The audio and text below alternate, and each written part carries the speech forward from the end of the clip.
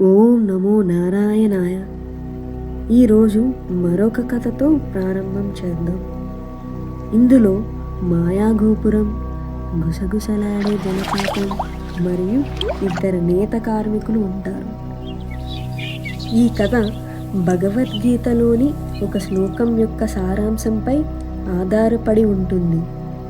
శ్లోకం: కర్మణ్యేవాధికారస్తే మా ఫలేషు కదాచన మా కర్మ ఫలహేతుర్భుః మాతే సంగోస్వ కర్మణి. అర్థం: నీకు కర్తవ్యాన్ని నిర్వర్తించే హక్కు మాత్రమే ఉంది, కానీ దాని ఫలితాలపై లేదు. ఫలితాలను ఆశించి ఎప్పుడూ పనిచేయకు, మరియు నీ కర్తవ్యాన్ని నిర్వర్తించకుండా ఉండటానికి ఎప్పుడూ ఆసక్తి చూపకు. మనం ఈ కథలో శ్లోకాన్ని ఆచరించే వ్యక్తి ఎలా నడుచుకుంటాడో, ఆచరించని వ్యక్తి ఎలా నడుచుకుంటాడో చూద్దాం. మాయా గోపురం. చాలా కాలం క్రితం ఎక్కడో దూరంగా ఆకల్పూర్ అనే ఒక అద్భుతమైన గ్రామం ఉండేదట.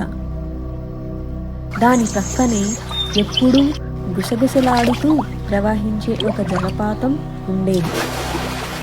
ఇదంతా ఒకెత్తైతే ఆ గ్రామం మధ్యలో ఒక మాయా గోపురం ఉండేది. దాని పేరు అంతులేని అల్లికల గోపురం. అది ఎప్పుడు మెరుస్తుందో తెలుసా? ఎప్పుడైతే ఒక గొప్ప వస్త్రాన్ని సృష్టిస్తారో అప్పుడు మాత్రమే ఆ గోపురం మెరుస్తుంది. ఆ గోపురం వెలుగులో తాము నేసిన వస్త్రాన్ని చూడడం అక్కడ ఉన్న ప్రతి నేత కార్మికుడు జీవిత కళ. ఈ గ్రామంలో రోహన్ మరియు వరుణ్ అనే ఇద్దరు యువనేత కార్మికులు ఉన్నారు. రోహన్ తన పనిని ఎంతగానో ప్రేమించేవాడు. అతని చేతులు ప్రశాంతంగా, మనసు నిర్మలంగా ఉండేది. దారాల నృత్యంలో, నూలు స్పర్శలో అతను నిజమైన ఆనందాన్ని పొందాడు. గోపురం వెలుగుతుందా లేదా అని అతను ఎప్పుడూ ఆలోచించలేదు. మరోవైపు వరుణ్ కూడా మంచి నేత కార్మికుడే, కానీ అతని హృదయం కీర్తి కోసం తీవ్రమైన కోరికతో నిండి ఉండేది. తన పనికి ఫలితం వస్తేనే దానికి విలువ ఉంటుందని నమ్మాడు. రోహన్ను తన అతిపెద్ద శత్రువుగా భావించాడు. వస్త్రాల పండుగ దగ్గర పడింది. ఎలాగైనా గెలవాలని వరుణ్ షార్ట్ కట్ తీసుకోవాలని నిర్ణయించుకున్నాడు. దట్టమైన అడవిలో ఒక వింత మరుగుజ్జు కాపలాగా ఉన్న అరుదైన మెరిసే దారం గురించి అతనికి తెలియవచ్చింది. ఆ దారంతో వరుణ్ అనుకున్నాడు, నా విజయం ఖాయం. అతను ఆ దారం కోసం ఆ అపాయకరమైన అడవిలోకి వెళ్ళాడు. చాలా రోజులు ఆ అడవిలోనే గడిపాడు. ఆఖరికి మరుగుజ్జు కనిపించాడు. ఆ మరుగుజ్జు దారంకి బదులుగా బంగారం కావాలని కోరాడు. వరుణ్ బహుమతిపై ఉన్న కోరికతో గుడ్డివాడై తన దగ్గర ఉన్నదంతా ఇచ్చేసి పరుగులు తీశాడు. ఇదే సమయంలో రోహన్ గుసగుసలాడే జలపాతం వైపు వెళ్ళాడు. మాయాదారాన్ని లేదా ఏదైనా ఆశీర్వాదాన్ని ఆశించి వెళ్ళలేదు. అతను కేవలం ధ్యానం చేయడానికి, నదీ జలం యొక్క సంగీతంలో ఒక నమూనాను కనుగొనడానికి వెళ్ళాడు. అతను చాలాసేపు అక్కడే ఉన్నాడు. అక్కడ ఉన్న సాధారణ నాచును, నదీ గడ్డిని సేకరించి ప్రశాంతమైన మనసుతో తను తిరిగి గ్రామానికి వచ్చాడు.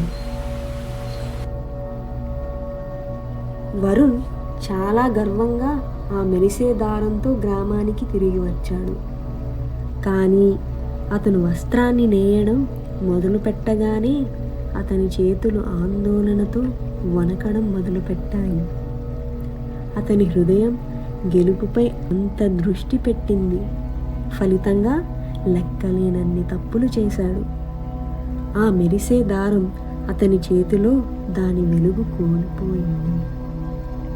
అతను ఫలితం గురించే ఆలోచించాడు కాబట్టి అతనికి కోపం, నిరాశ వచ్చాయి. అతను ఆ దారాన్ని, చేనేత యంత్రాన్ని, చివరికి ఆ మరుగుజ్జును కూడా నిందించాడు.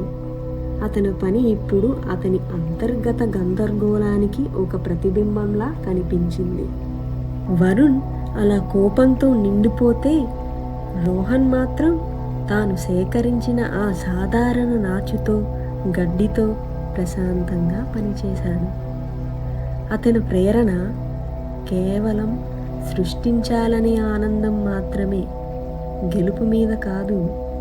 దానివల్ల ఆ వస్త్రం ఒక స్వచ్ఛమైన సహజమైన కాంతితో మెరవడం మొదలుపెట్టింది.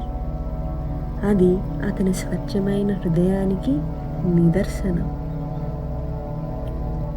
పండుగ రోజున అందరూ ఆఖరి సృష్టిని చూడటానికి వచ్చారు. వరుణ్ వస్త్రం నిర్జీవంగా ఉంది. గెలవడానికి అన్నీ చేశాననుకున్నాడు, కానీ పూర్తిగా విఫలమయ్యాడు. అంతులేని అల్లికల గోపురం చీకటిగా మారింది. గ్రామంలో అందరూ నిరాశపడ్డారు. తర్వాత రోహన్ తన పనిని ప్రదర్శించాడు. అది అడవిలోని ఆకుపచ్చ, గోధుమ రంగులతో నేసిన ఒక సులభమైన, అందమైన వస్త్రం. అతను దానిని ప్రదర్శనలో ఉంచగానే ఆ దారాల నుండి ఒక మెరిసే కాంతి పైకి లేచింది.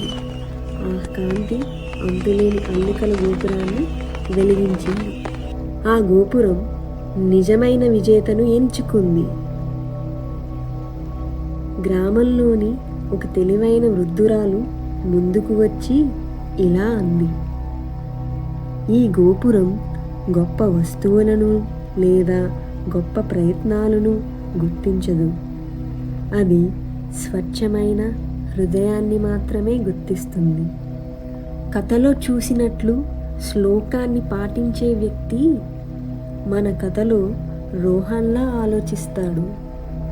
అలాగే దానిని పాటించని వ్యక్తి మన కథలో వరుణ్లా ఆలోచిస్తాడు. కాబట్టి మనం కూడా ఫలితం గురించి ఆలోచించకుండా మన పని ప్రేమతో చేద్దాం. ఫలితం వస్తుందో రాదో అని భయపడకుండా మన కర్తవ్యాన్ని నిస్వార్థంగా నిర్వర్తిద్దాం. సర్వం శ్రీకృష్ణార్పణమస్తు. ఈ జ్ఞానం మీ కర్తవ్య నిబద్ధతతో ప్రతిధ్వనిస్తే దయచేసి లైక్ చేయండి. ఏ ఫలాపేక్ష లేని కర్మ మార్గంలో మాతో నడవాలనిపిస్తే సబ్స్క్రైబ్ చేసుకోండి.